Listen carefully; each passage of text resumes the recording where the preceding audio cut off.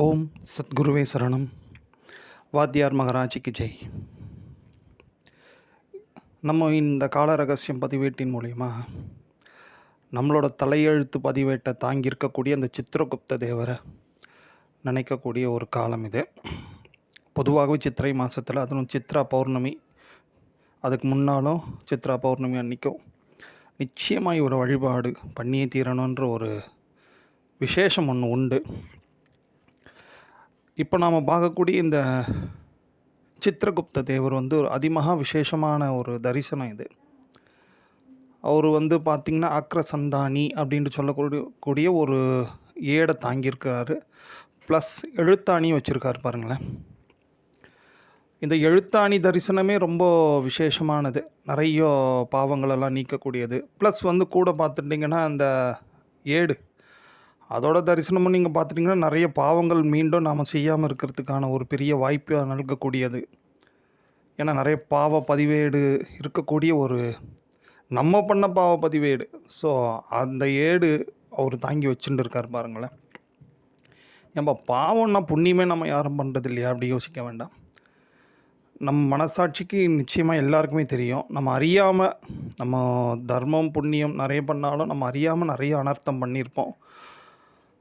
அது பண்ணதுனால தான் வினை தீர்வதற்காக தான் நம்ம பிறப்பை இப்படி நீண்டு போயிட்டே இருக்க வச்சிங்களேன். ஸோ அப்போ இவரை நினைப்பதனால ஏற்படக்கூடிய ஒரு நல்ல விஷயம் என்ன அப்படி பார்த்தாச்சுன்னா, நம்மளை நாமளே ரியலைஸ் பண்ணிக்கக்கூடிய, அதாவது ஆத்ம விசாரன்னு சொல்லக்கூடிய ஒரு விசேஷமான தன்மையை நல்கக்கூடிய ஒரு மூர்த்தி தான் சித்திரகுப்த மூர்த்தி. இவரை நினச்சாதான் நமக்கு தோணும், மேலே எழுதிகிட்டே இருப்பார் ஒருத்தர் அப்படின்ட்டு. அதுக்கு நாம் என்ன பண்ணலாம் அப்படி பார்த்துட்டிங்கன்னா, ஒவ்வொரு நாளும் இரவு தூங்கும் பொழுது உறக்கத்திற்கு முன்னாடி பொதுவாகவே சில விதமான பிரார்த்தனைகள்லாம் பண்ணிவிட்டு அதுக்கப்புறம் தான் தூங்குவது உத்தமம். அப்படி படுத்து அப்படியே தூங்கிடக்கூடாது. பொதுவாகவே நிறைய பூஜை முறைகள் உண்டு. அதுக்கும் படுக்கையிலேயே தான் எல்லாம் மானசீக பூஜைகள் தான். அதில் கண்டிப்பாக இந்த சித்திரகுப்தரை நாம் நினச்சி, சுவாமி இன்றைக்கி அடியேன் பண்ண காரியங்களில் கர்மாக்களில் ஏதேனும் தவறுகள் நேர்ந்திருந்தால் அந்த பாவத்தை அடியேன் நிச்சயமாக ஏற்று அனுபவிப்பதற்காக அடியேனை தயார்படுத்தி கொடுங்க. மேலும் அது அறியாமையால் தான் அடியேன் செஞ்சுருப்பேன்.